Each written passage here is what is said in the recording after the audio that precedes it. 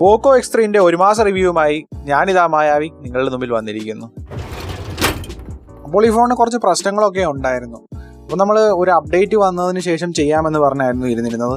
ഇപ്പോൾ ഏകദേശം ഇതിൻ്റെ ഫസ്റ്റ് അപ്ഡേറ്റ് വന്നിട്ടുണ്ട്. വളരെ ലേറ്റായിട്ടാണ് ഇവർ കൊണ്ടുവന്നെങ്കിലും ഒരു അപ്ഡേറ്റ് തന്നതിൽ വളരെ സന്തോഷമുണ്ട്. അപ്പോൾ എനിക്ക് തോന്നുന്നു ഇതാണ് റിവ്യൂ ചെയ്യാൻ പറ്റിയ സമയം. പ്രശ്നങ്ങളൊക്കെ ഈ അപ്ഡേറ്റ് കൊണ്ട് മാറിയോ എന്ന് ഞാൻ വഴിയെ പറഞ്ഞുതരാം. അപ്ഡേറ്റ് വന്നത് ഏത് വെർഷനാണെന്ന് ചോദിച്ചു കഴിഞ്ഞാൽ 12.0.5.0 എന്ന് പറഞ്ഞൊരു അപ്ഡേറ്റ് ആണെന്ന് തോന്നുന്നു. പിന്നെ ചിലർക്ക് 12.0.5.2 എന്ന് പറഞ്ഞ അപ്ഡേറ്റ് ആണ് വന്നിരിക്കുന്നത്. ഏത് അപ്ഡേറ്റ് ആയാലും ഇപ്പോൾ ഉപയോഗിക്കുന്നവരുണ്ടെങ്കിൽ നിങ്ങൾ ജസ്റ്റ് ഒന്ന് അപ്ഡേറ്റ് ചെയ്യുക. കുറേ പ്രശ്നങ്ങൾ ഇത് മാറ്റിയിട്ടുണ്ടെന്ന് തന്നെ പറയാം. പക്ഷെ അങ്ങോട്ട് പൂർണ്ണമായിട്ടില്ലെന്ന് തന്നെയാണ് എൻ്റെ അഭിപ്രായം. ഇനിയും ഈ ഫോണിന് കുറച്ചുകൂടെ അപ്ഡേറ്റുകളുടെ ആവശ്യമുണ്ട്. അപ്പോൾ ഈ വീഡിയോയിൽ ഞാൻ ഈ അപ്ഡേറ്റ് കൊണ്ട് വന്ന വ്യത്യാസങ്ങളും കൂടാതെ ഒരു മാസം ഉപയോഗിച്ചപ്പോൾ എനിക്കുണ്ടായ കുറച്ച് പ്രശ്നങ്ങളും കൂടാതെ ഇതിൻ്റെ കുറേ ഗുണങ്ങളും ചേർത്താണ് ഇന്ന് നമ്മൾ വീഡിയോ ചെയ്യാൻ പോകുന്നത്. അപ്പോൾ ആദ്യം എന്ന് പറഞ്ഞാൽ നമുക്ക് ഇതിൻ്റെ ഡിസൈനിലേക്ക് പോകാം. അപ്പോൾ ആദ്യം തന്നെ ഡിസൈനിൻ്റെ നല്ല കാര്യങ്ങളെക്കുറിച്ച് പറയുകയാണെങ്കിൽ വളരെ യുണീക്ക് ആയിട്ടുള്ള ഒരു ഡിസൈനാണ് പോക്കോ X3 കൊടുത്തിരിക്കുന്നതെന്ന് തന്നെ പറയാം. പിന്നെ ഇതിൻ്റെ ഇൻറ്റേർണലി മെറ്റൽ ഫ്രെയിമാണ് ഉപയോഗിച്ചിരിക്കുന്നതെന്നാണ് നമുക്ക് അറിയാൻ സാധിച്ചത്. അതും ഫോൺ ഇച്ചിലൂടെ സോളിഡ് ആക്കാൻ സഹായിക്കുന്നുണ്ടെന്ന് തന്നെ പറയാം. പിന്നെ ഇതിൻ്റെ പ്രശ്നങ്ങളിലേക്ക് പോവുകയാണെങ്കിൽ പ്ലാസ്റ്റിക് ബാക്കാണ് വരുന്നത്. കൂടാതെ നല്ല വെയിറ്റും നല്ല വണ്ണമുള്ളൊരു ഡിവൈസാണിത്. അപ്പോൾ ഞാനിത് എടുക്കാൻ പോകുന്നിടത്ത് ഒരു കാര്യം പറഞ്ഞത് എന്താണെന്ന് വെച്ച് കഴിഞ്ഞാൽ, നിങ്ങൾ ഈ ഫോണും ജസ്റ്റ് ആരുടെയും കയ്യിൽ ഫ്രണ്ട്സിൻ്റെ കയ്യിലൊക്കെ ഉണ്ടെങ്കിൽ നിങ്ങൾ അതൊന്ന് ഉപയോഗിച്ച് നോക്കിയിട്ട് മേടിക്കുക. കാരണം ചെറിയ കൈകൾ അല്ലെങ്കിൽ വിരലുള്ളവർക്കൊക്കെ ഈ ഫോൺ പിടിക്കാൻ നല്ല ബുദ്ധിമുട്ടുണ്ട്. കാരണം ചിലർക്ക് ഈ വെയിറ്റ് ആയിരിക്കും ഏറ്റവും വലിയ അതിലെ പ്രശ്നമാകുന്നത്. അപ്പോൾ അതാണ് ഈ ഫോൺ മേടിക്കണോ എന്ന് വേണ്ടയോ എന്നുള്ള ഡിസൈഡിങ് ഫാക്ടർ. ഇത് നിങ്ങൾക്ക് അഡ്ജസ്റ്റ് ചെയ്യാൻ പറ്റുമെങ്കിൽ ബാക്കി എല്ലാ കാര്യങ്ങളും ഒരു അപ്ഡേറ്റ് കൊണ്ടൊക്കെ മാറാവുന്ന കാര്യങ്ങളാണ്. അപ്പോൾ മെയിനായിട്ട് നിങ്ങൾ നോക്കേണ്ടത് ഈ വെയിറ്റിൻ്റെ കാര്യമാണ്. പ്ലാസ്റ്റിക്കിൻ്റെ ക്വാളിറ്റിയെക്കുറിച്ച് ഞാൻ നേരത്തെ പറഞ്ഞുകൊണ്ട് തന്നെ ഇച്ചിരി മോശം ക്വാളിറ്റിയാണ് ഇതിന് തന്നിരിക്കുന്നത്. കൂടാതെ ഇതിൻ്റെ സെൻറ്റർ ഭാഗത്തിലേക്ക് വരുമ്പോൾ അവിടെ ആണെങ്കിൽ ഇച്ചിരി ഹോളോ ആയിട്ടാണ് തന്നിരിക്കുന്നത്. കാരണം അവിടെ ഒന്നുമില്ല. നമുക്ക് അവിടെ ഞെക്കി നോക്കുമ്പോൾ മനസ്സിലാവുന്നുണ്ട് അവിടെ നല്ലതായിട്ട് ഫോൺ അമങ്ങുന്നതുകൊണ്ട്. അതിൻ്റെ ഏറ്റവും കൂടുതൽ പ്രശ്നം എന്താണെന്ന് ചോദിച്ചു കഴിഞ്ഞാൽ അവിടെയാണ് ഏറ്റവും കൂടുതൽ വൈബ്രേഷൻ ഈ ഫോണിൻ്റെ ഫീൽ ചെയ്യുന്നത്. പിന്നെ ഒരു പ്രശ്നം ഇതിനകത്തുള്ളത് പറഞ്ഞാൽ പെട്ടെന്ന് പോറിൽ വീഴുന്നതായിട്ട് എനിക്ക് തോന്നി. ഗ്ലോസി ഫിനിഷ് ആണ്, നിങ്ങൾക്ക് അറിയാം. ഗ്ലോസിയൊക്കെ പെട്ടെന്ന് പോറിൽ വീഴുന്ന ടൈപ്പ് ഫിനിഷാണ് ഇതിനകത്ത് കൊടുത്തിരിക്കുന്നത്. അതുകൊണ്ട് തന്നെ എപ്പോഴും ഒരു കവർ ഇട്ട് ഉപയോഗിക്കേണ്ട ഒരു അവസ്ഥ നമുക്ക് വരുന്നുണ്ട്. കവർ ഇടുമ്പോൾ ഉള്ള പ്രശ്നം എന്താണെന്ന് പറഞ്ഞു കഴിഞ്ഞാൽ ഇത്തിരിയൂടെ വണ്ണം വെക്കുന്നതായിട്ട് നമുക്ക് തോന്നുന്നുണ്ട്. അപ്പോൾ ഇത്തിരിയൂടെ പ്രശ്നങ്ങൾ ഈ ഫോണ് ഹോൾഡ് ചെയ്യുന്നതിൽ ഉണ്ടാകുന്നുണ്ട്. അപ്പോൾ നിങ്ങൾ വിചാരിക്കും ഒരു സ്കിന്ന് ഇതിൻ്റെ പുറത്ത് ഒട്ടിച്ച് കഴിഞ്ഞ് കഴിഞ്ഞാൽ ഈ പ്രശ്നം മാറില്ല എന്ന്. അവിടെയും കുഴപ്പങ്ങളുണ്ട്. കാരണം എന്ന് വെച്ച് കഴിഞ്ഞാൽ സ്കിൻ ഉപയോഗിച്ച എൻ്റെ ഒരു ഫ്രണ്ടിൻ്റെ ഫോൺ കയ്യിൽ നിന്ന് താഴെ വീണപ്പോൾ പൊട്ടിപ്പോയിട്ടുണ്ടായിരുന്നു. കാരണം ഈ ഫോണിന് വെയിറ്റ് കൂടുതലാണ്. അതുപോലെ തന്നെ ആഘാതം താഴെ വീഴുമ്പോൾ കൂടുതലായിരിക്കും. അവൻ്റെ അത്യാവശ്യം നല്ല ഹൈറ്റിൽ നിന്നാണ് ഫോൺ വീണത്. അതിന് ഡിസ്പ്ലേ പൊട്ടുകയുണ്ടായി.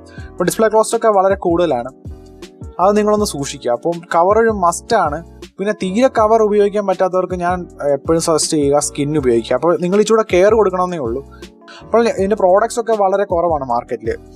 അപ്പോൾ ഞാൻ കുറച്ച് ലിങ്കൊക്കെ താഴെ കൊടുത്തേക്കാം. ഇതിൻ്റെ പുറകിലെ സ്കിൻ ഉപയോഗിക്കുകയാണെങ്കിൽ എന്തായാലും നിങ്ങൾ ക്യാമറ പ്രൊട്ടക്ടറും ഉപയോഗിക്കണം. അപ്പോൾ അതിൻ്റെ ലിങ്കും കൂടാതെ ടെമ്പർ ഗ്ലാസിൻ്റെ ലിങ്കും ഞാൻ അവിടെ കൊടുത്തേക്കാം.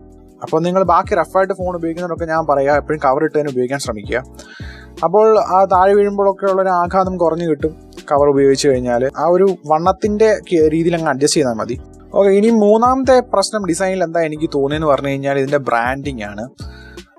വളരെ വ്യത്യസ്തമായിട്ട് പോക്കോ ചെയ്യാൻ ശ്രമിച്ചു. അതിൻ്റെ ഓവറോൾ ഫോണിൻ്റെ ഡിസൈന് മറ്റ് ഫോണിൽ നിന്നും വ്യത്യസ്തമായിട്ട് ഈ പ്രൈസിൽ ഇങ്ങനൊരു ഫോണ് ഇത് മാത്രമേ കാണത്തുള്ളൂ. ഇങ്ങനത്തെ ഒരു ലുക്ക്, ഇങ്ങനത്തെ ഒരു ഡിസൈനും തരുന്നത്. പക്ഷേ ബ്രാൻഡിങ് വളരെ വലുതായിട്ടുള്ളത് എനിക്ക് അങ്ങോട്ട് ഇഷ്ടപ്പെട്ടില്ല. അതിനി നിങ്ങളുടെ പേഴ്സണൽ ഇഷ്ടമാണ്. നിങ്ങൾക്ക് ഇങ്ങനെയുള്ള ബ്രാൻഡിങ് ഇഷ്ടമാണെങ്കിൽ ഇത് ഓക്കെയാണ്.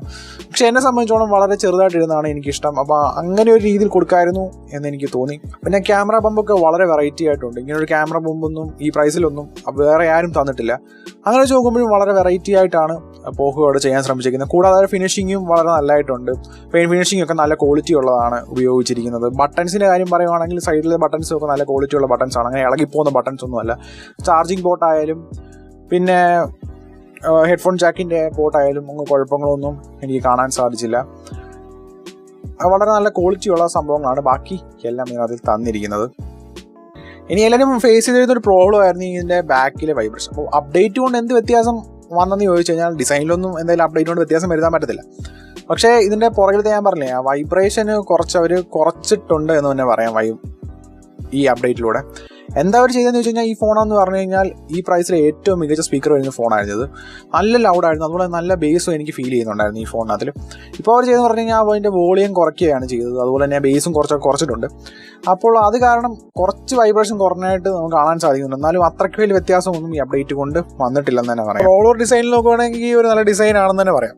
ഇനിയും നിങ്ങളുടെ പേഴ്സണൽ ചോയ്സ് ആണ്. നിങ്ങൾക്ക് പ്ലാസ്റ്റിക് ഡിസൈൻ ഓക്കെയാണ്, വെയിറ്റ് ഓക്കെയാണ്, പിന്നെ ഏത് ടൈപ്പ് ഫോൺ ഉപയോഗിച്ചോളും എന്നൊരു ആറ്റിറ്റ്യൂഡ് ആണെങ്കിൽ ഈ ഡിവൈസ് നിങ്ങൾക്ക് ഓക്കെ ആയിരിക്കും. ഇനി നമ്മൾ ഡിസ്പ്ലേയിലേക്ക് പോവുകയാണെങ്കിൽ എനിക്ക് പറയാനുള്ളതെന്ന് പറഞ്ഞു കഴിഞ്ഞാൽ വളരെ മികച്ച ഒരു ഡിസ്പ്ലേ ആണ് ഇതിനകത്ത് തന്നിരിക്കുന്നത്.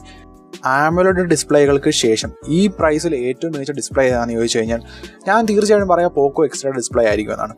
കാരണം ഇതിനകത്തിൽ എനിക്ക് കിട്ടിയ ആ വ്യൂയിങ് എക്സ്പീരിയൻസ് എന്ന് പറഞ്ഞാൽ വളരെ വളരെ നല്ലതായിരുന്നു പോക്കോ X2 വെച്ച് കമ്പയർ ചെയ്ത് നോക്കുമ്പോൾ. കാരണം അതിന് 2 ക്യാമറ മുകളിൽ വരുന്നുണ്ട്, അതുകൊണ്ട് തന്നെ കണ്ടന്റ് വ്യൂയിങ് എക്സ്പീരിയൻസ് ഭയങ്കര മോശമായിരുന്നു പോക്കോ X2 കാര്യം പറഞ്ഞാൽ. കാരണം പ്രത്യേകിച്ച് ആ ക്യാമറ കൊണ്ട് ഒരു ഉപയോഗം പോക്കോ X2 ഉണ്ടായിരുന്നില്ല. അതെടുത്ത് കളഞ്ഞത് വളരെ വളരെ നല്ലൊരു കാര്യമായിട്ട് എനിക്ക് തോന്നി. നല്ലൊരു ഫീലും ഈ ഡിസ്പ്ലേ തരുന്നുണ്ടെന്ന് തന്നെ നമുക്ക് പറയാം. പിന്നെ ടച്ച് സാമ്പിളിംഗ് റേറ്റും റിഫ്രഷ് റേറ്റും എന്ന് പറഞ്ഞാൽ കിടുകിടുമായിട്ടാണ് വർക്ക് ചെയ്യുന്നത്. പിന്നെ ഇടയ്ക്ക് എനിക്ക് കുറച്ച് പ്രശ്നങ്ങൾ ഇതിൻ്റെ ഡിസ്പ്ലേയിൽ നിന്നുണ്ടായി. അത് ഞാൻ സോഫ്റ്റ്വെയർ സെക്ഷനിൽ വരാം, അവിടെയാണ് പ്രായോഗികത കൂടുതലായിട്ടും ഉള്ളത്. അവിടെയാണ് പ്രശ്നമെന്നാണ് എനിക്ക് പിന്നെ മനസ്സിലാക്കാൻ സാധിച്ചത്. പിന്നെ ഫാസ്റ്റായിട്ടാണ് ആപ്പ് ഓപ്പൺ ചെയ്യുന്നത്. ഞാൻ കൂടുതൽ ഗെയിമേഴ്സിന് സജസ്റ്റ് ചെയ്യുന്നത് ഈ ഫോണായിരിക്കും.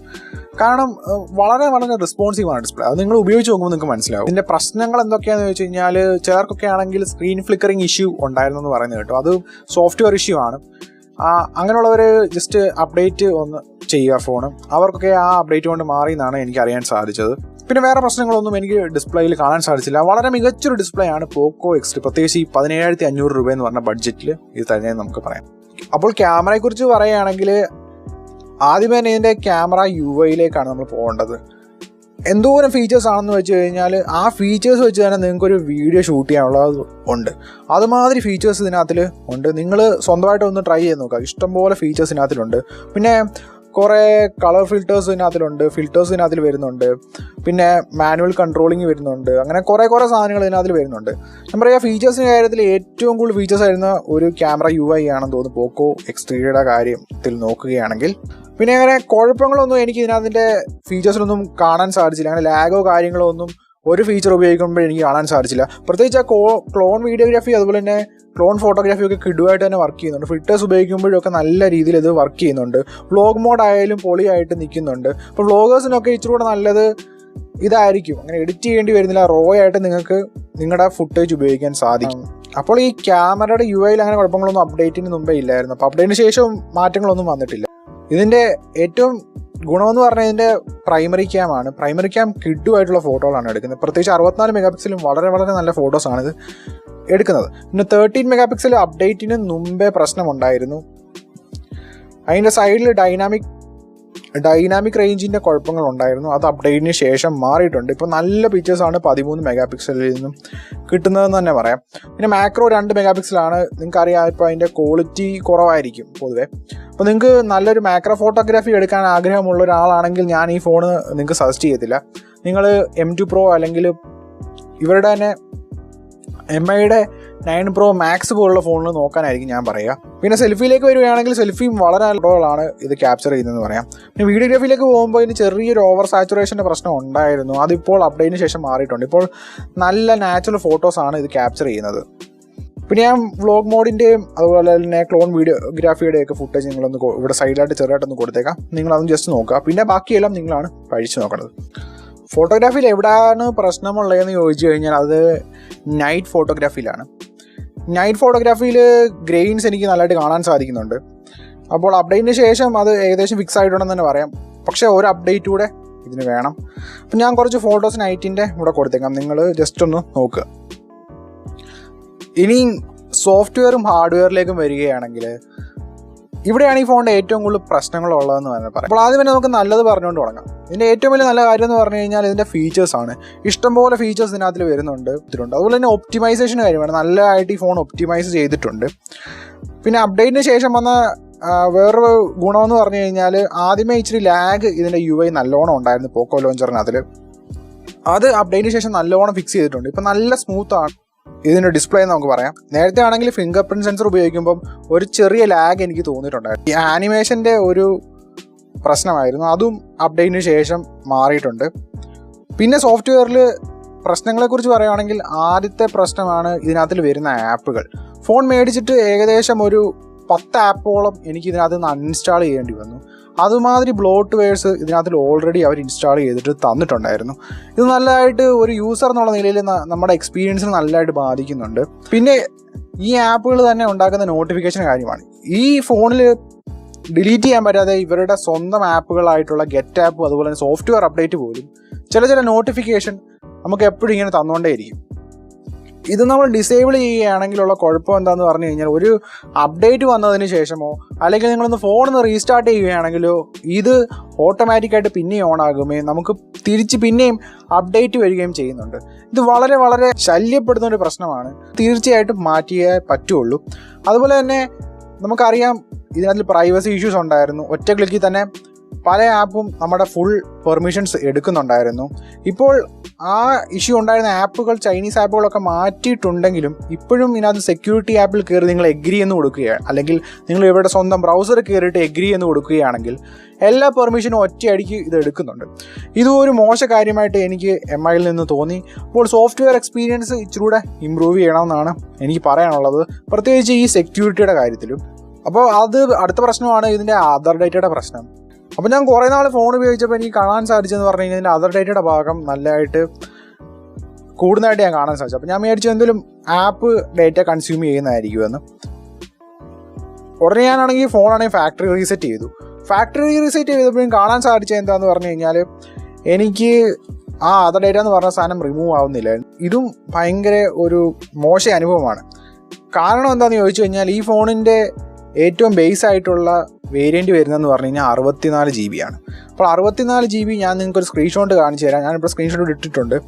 അപ്പോൾ അത് ഡേറ്റ എന്ന് പറഞ്ഞത് ഏകദേശം 20 GB നമ്മൾ എടുക്കുന്നുണ്ട്. അപ്പോൾ ഒരു യൂസർ എന്നുള്ള നിലയ്ക്ക് ഈ ഫോണിൻ്റെ സോഫ്റ്റ്വെയറും അതുപോലെ തന്നെ അതർ ഡേറ്റയും ഇത്രയും സ്റ്റോറേജ് എടുക്കുകയാണെങ്കിൽ ഈ ഫോണിനകത്തിൽ ഓർക്കണം ഒരു ഹൈബ്രിഡ് സ്ലോട്ടാണ് വരുന്നത്. അപ്പോൾ നിങ്ങൾക്ക് ഒരു സമയം 2 സിം കാർഡും അല്ലെങ്കിൽ ഒരു സിമ്മും ഒരു മെമ്മറി കാർഡും ഉപയോഗിക്കേണ്ട ഒരു അവസ്ഥ വരുന്നുണ്ട്. ഈ കാലത്ത് നമ്മുടെ ഇന്ത്യയിൽ മിക്ക ആൾക്കാരും 2 സിം ഉപയോഗിക്കുന്നവരാണ്. അപ്പോൾ ചിലപ്പോൾ നിങ്ങൾക്ക് മെമ്മറി കാർഡ് ഉപയോഗിക്കേണ്ടിയാത്തൊരവസ്ഥ വരും. അപ്പോൾ ഇത് ഒരു സ്റ്റോറേജ് പ്രശ്നം നിങ്ങൾക്ക് ഉണ്ടാക്കുന്നുണ്ടെന്ന് തന്നെ പറയാം. അതുകൊണ്ട് തന്നെ ഞാൻ എല്ലാവരോടും പറയാം ഇതിൻ്റെ 128 GB വേരിയൻ്റ് എടുക്കാനാണ്. അവിടെ നിങ്ങൾക്ക് ഈ സ്റ്റോറേജ് പ്രശ്നത്തിൽ നിന്ന് ഒരു പരിധി വരെ മാറി നിൽക്കാൻ സാധിക്കും. പക്ഷേ അതിനകത്തിലും ഈ അതർ ഡേറ്റ ഇങ്ങനെ നിറയുന്നതായിട്ട് കാണാൻ സാധിക്കുന്നുണ്ട്. അതുകൊണ്ട് തന്നെ എനിക്ക് വളരെ മോശം എക്സ്പീരിയൻസ് ആണ് ഇതിൻ്റെ UIയിൽ നിന്ന് ഉണ്ടായത്. അപ്ഡേറ്റിന് ശേഷവും വലിയ മാറ്റങ്ങളൊന്നും ഇതിനകത്തിൽ വന്നിട്ടില്ല. ഈ പ്രശ്നങ്ങളൊക്കെ MI സോൾവ് ചെയ്തേ പറ്റത്തുള്ളൂ.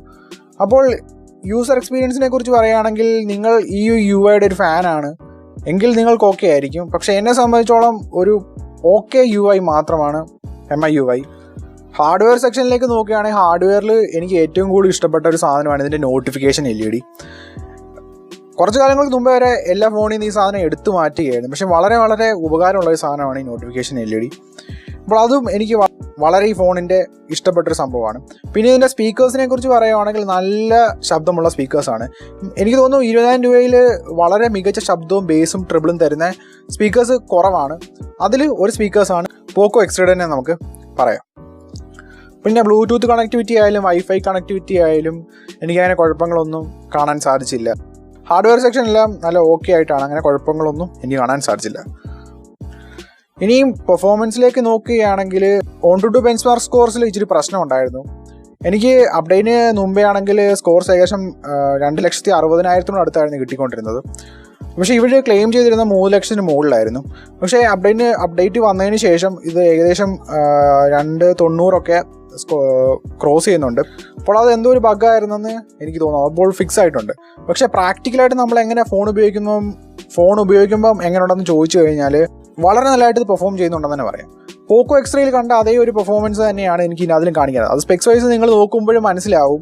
വലിയ വ്യത്യാസമൊന്നും സ്പെക്സ് വൈസും ഇതിനകത്തിൽ ഇല്ല. പ്രൊസസ്സറിൽ ചെറിയ വ്യത്യാസങ്ങൾ മാത്രമേ ഇതിനകത്ത് വരുത്തിയിട്ടുള്ളൂ. അത് നമ്മൾ ഗെയിം കളിക്കുമ്പോഴും മനസ്സിലാവുന്നുണ്ട്. നല്ല പെർഫോമൻസ് തന്നെയാണ് എല്ലാ ഗെയിമിലും കിട്ടുന്നത്. ഈവൻ PUBG കൊറിയൻ വെർഷനിലും നല്ല പെർഫോമൻസ് ആണ് ഇതിനകത്തിൽ കിട്ടുന്നത്. ഞാൻ അതിൻ്റെ വീഡിയോ ചെയ്തിട്ടുണ്ട്, നിങ്ങൾ കണ്ടില്ലെങ്കിൽ ജസ്റ്റ് ഒന്ന് പോയി കാണുക. പിന്നെ കുറച്ച് അധികം നേരം ഞാൻ കളിച്ചപ്പം ഇച്ചിരി ഹീറ്റിംഗ് ഇതിനകത്ത് എനിക്ക് കാണാൻ സാധിച്ചായിരുന്നു. അപ്പോൾ ഞാൻ ഗെയിമേഴ്സിന് ഏറ്റവും കൂടുതൽ സജസ്റ്റ് ചെയ്യുന്ന ഫോൺ ഇതായിരിക്കും. എന്തുകൊണ്ടെന്നാൽ ഒന്നിൻ്റെ ടച്ച് സാമ്പിളിംഗ് റേറ്റ് കൊണ്ടാണ്. മറ്റു ഫോണുകൾ നിങ്ങൾ ഇതിൻ്റെ സൈഡിൽ വെച്ച് ഉപയോഗിച്ച് നോക്കുമ്പോൾ നിങ്ങൾക്ക് മനസ്സിലാവും ഇത് വളരെ വളരെ ഫാസ്റ്റായിട്ടാണ് റെസ്പോൺസ് ചെയ്യുന്നത് നിങ്ങളുടെ ടച്ചിന്. അപ്പോൾ ഗെയിം കളിക്കുമ്പോൾ എക്സ്പീരിയൻസ് എന്ന് പറഞ്ഞാൽ കിടിലനായിരിക്കും. അതുപോലെ തന്നെ 120 Hz ഗെയിമാണ് നിങ്ങൾ കളിക്കുന്നതെങ്കിൽ അതിൻ്റെ ഒരു എക്സ്പീരിയൻസ് ഒന്നും വേറെ തന്നെയാണ് മറ്റുള്ള 60 Hz വെച്ചുള്ള ഫോണുമായിട്ട് നോക്കുകയാണെങ്കിൽ. അപ്പോൾ മിക്ക ഗെയിമേഴ്സിനും ഞാൻ ഈ ഫോണായിരിക്കും സജസ്റ്റ് ചെയ്യുക. ഇനിയും വെയിറ്റ് നിങ്ങളുടെ ഒരു പ്രശ്നമല്ലെങ്കിൽ. അപ്പോൾ ബാറ്ററിയിലേക്ക് വരികയാണെങ്കിൽ ഈ ബാറ്ററിയുടെ ഏറ്റവും വലിയ ഗുണമെന്ന് പറഞ്ഞു കഴിഞ്ഞാൽ ഏകദേശം നിങ്ങളൊരു ഹെവി യൂസർ ആണെങ്കിലും നിങ്ങൾക്ക് ഒരു ദിവസത്തിന് മുകളിൽ ഇതിൻ്റെ ബാറ്ററി ബാക്കപ്പ് കിട്ടുമെന്നുള്ളതാണ്. അതുപോലെ തന്നെ ഇതിൻ്റെ കൂടെ വരുന്ന ആ 33 watt ചാർജറും കൊണ്ട് തന്നെ ഇത് ഈ 6000 mAh ഒത്തിരി സമയം അങ്ങോട്ട് എടുക്കുന്നില്ല. ഏകദേശം 1.5 മണിക്കൂറൊക്കെ കൊണ്ട് 6000 mAh ചാർജ് ചെയ്യുന്നതെന്ന് പറഞ്ഞാൽ വളരെ നല്ലൊരു കാര്യമാണ്. അതുപോലെ തന്നെ ഇതിനകത്തിൽ ബാറ്ററിയിൽ ബഗ് ഉണ്ടായിരുന്നു നേരത്തെ. ചിലർക്കൊക്കെ ആണെങ്കിൽ ബാറ്ററി ബാക്കപ്പ് കിട്ടുന്നില്ലായിരുന്നു. എനിക്കും അങ്ങനെ ഒരു പ്രശ്നം ഉണ്ടായിരുന്നു. എനിക്ക് ഏകദേശം 6 മണിക്കൂറേ ഒരു മീഡിയം യൂസേജിൽ കിട്ടുന്നുള്ളായിരുന്നു. പക്ഷെ അപ്ഡേറ്റ് വന്നതിന് ശേഷം ഏകദേശം 8 മണിക്കൂറോളം എനിക്ക് സ്ക്രീൻ ഓൺ ടൈം കിട്ടുന്നുണ്ടായിരുന്നു. ബാറ്ററി സെക്ഷനിലായാലും എനിക്കങ്ങനെ കുഴപ്പങ്ങളൊന്നുമില്ല. ഈ പ്രൈസിൽ കിട്ടാൻ പറ്റുന്ന മികച്ച ബാറ്ററി തന്നെയാണ് ഇതിനകത്ത് വരുന്നതെന്ന് നമുക്ക് പറയാം. കുറച്ചൊക്കെ ആൾക്കാർക്കാണെങ്കിൽ എൻ്റെ ചാർജറിൽ ചില പ്രശ്നങ്ങളൊക്കെ ഉണ്ടാകുന്നത് സർവീസ് സെൻറ്ററിൽ കംപ്ലൈൻറ്റ് വരുന്നുണ്ട്. അപ്പോൾ നിങ്ങൾ മേടിക്കുമ്പോൾ ചാർജർ ഒന്ന് ചെക്ക് ചെയ്തിട്ട് മേടിക്കുക. അപ്പോൾ അവസാനം എൻ്റെ അഭിപ്രായത്തിലേക്ക് വരികയാണെങ്കിൽ ഒരു ഫോൺ മികച്ച ഫോണല്ല, പ്രശ്നങ്ങളില്ലാത്ത ഫോണായിട്ട് ഒന്നും നമുക്ക് പറയാൻ പറ്റത്തില്ല. ഇവിടെ നിങ്ങളുടെ ആവശ്യങ്ങളാണ് നോക്കേണ്ടത്. നിങ്ങൾക്ക് നല്ലൊരു ഗെയിമിംഗ് ഫോൺ വേണം, അതുപോലെ തന്നെ കിഡുമായിട്ടുള്ള ക്യാമറ ഫോൺ വേണം. പെട്ടെന്ന് ചാർജ് ആവുന്ന ഫോണല്ല, പക്ഷെ കുറേ നേരം ചാർജ് നിൽക്കുന്ന ഒരു ഫോൺ വേണം. പിന്നെ ഒരു പോക്കോ അല്ലെങ്കിൽ MIയുടെ ഫോൺ വേണം. അങ്ങനെ ഒരാളാണ് നിങ്ങളെങ്കിൽ നിങ്ങൾക്ക് ഞാൻ തീർച്ചയായിട്ടും സജസ്റ്റ് ചെയ്യുന്ന ഇപ്പോഴത്തെ ഏറ്റവും ബെസ്റ്റ് MIയുടെ അല്ലെങ്കിൽ പോക്കോയുടെ ഫോണ് ഇത് തന്നെ മേടിക്കാനായിരിക്കും. ഇനി എങ്ങനെയുള്ള ആൾക്കാർ അതിനകത്ത് മാറി നിൽക്കേണ്ടതെന്ന് ചോദിച്ചു കഴിഞ്ഞാൽ, നിങ്ങൾ 2 സിമ്മും ഒരു മെമ്മറി കാർഡ് ഒരേ സമയം ഉപയോഗിക്കുന്ന ആൾക്കാരാണെങ്കിൽ നിങ്ങൾ ജസ്റ്റ് ഒന്ന് മാറി നിൽക്കുക ഈ ഫോണിൽ നിന്ന്. കാരണം ഇതിനകത്തൊരു ഹൈബ്രിഡ് സ്ലോട്ടാണ് വരുന്നത്. അപ്പോൾ നിങ്ങൾക്ക് ഇപ്പോൾ 64 GB നിങ്ങൾ എടുക്കുകയാണെങ്കിൽ നിങ്ങൾക്ക് ചിലപ്പോൾ സ്റ്റോറേജ് പ്രശ്നങ്ങൾ ഉണ്ടാവാൻ സാധ്യതയുണ്ട് നിങ്ങൾ മെമ്മറി കാർഡ് ഉപയോഗിച്ചില്ലെങ്കിൽ. അപ്പോൾ അങ്ങനെ ഉപയോഗിക്കണമെന്നുള്ളവർക്കൊന്ന് ഇതിൽ നിന്ന് അകന്ന് നിൽക്കാം. അതുപോലെ തന്നെ വെയിറ്റുള്ള ഫോൺ ഉപയോഗിക്കാൻ താല്പര്യമില്ല, അതുപോലെ തന്നെ വണ്ണമുള്ള ഫോൺ ഉപയോഗിക്കാൻ താല്പര്യമില്ല, നിങ്ങൾക്ക് ചെറിയ കൈകളാണ് ഉള്ളത് എങ്കിൽ നിങ്ങൾ ഈ ഫോൺ എടുക്കാതിരിക്കുക. നിങ്ങൾക്ക് മോശം അനുഭവമായിരിക്കും ഈ ഫോണിൽ നിന്ന് ഉണ്ടാകുന്നത്. അപ്പോൾ ഞാൻ ഇതിൻ്റെ ബെസ്റ്റ് ബൈ ലിങ്ക്സ് താഴെ കൊടുത്തേക്കാം. കൂടാതെ ഇതിൻ്റെ ആക്സസറീസിൻ്റെയൊക്കെ ലിങ്കും താഴെ കൊടുത്തേക്കാം. നിങ്ങൾ ജസ്റ്റ് ഒന്ന് പോയി നോക്കുക. നിങ്ങൾക്ക് ഇഷ്ടപ്പെട്ടെങ്കിൽ നിങ്ങൾ മേടിക്കുക. വീഡിയോ ഇഷ്ടപ്പെട്ടെങ്കിൽ ലൈക്ക് ചെയ്യുക. Then it's me, Mayavi, signing off.